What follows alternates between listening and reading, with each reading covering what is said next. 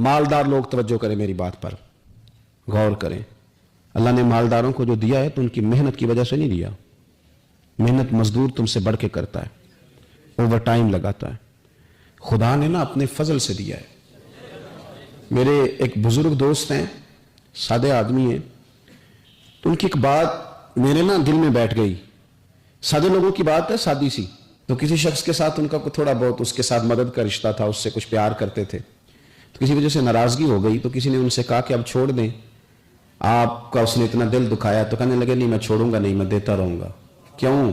कहने लगे इसलिए कि मेरे दिल में बात बैठ गई है कि पता नहीं अल्लाह किदे नसीबा ना देता है। तो यहां से कोई खा जाए, किसी की मदद हो जाए। आपके यहां अगर मातहत कुछ लोग हैं, आपको किसी की मदद करनी पड़ती, तो अगर आपका ये ज़हन बन गया ना कि मैं साहब हूं और मैं इन्हें देता हूं और मेरी वजह से काम चलता है और मेरी तनख्वाह से चूल्हा जलता है, तो आपने बड़ी छोटी सोच पैदा कर ली है।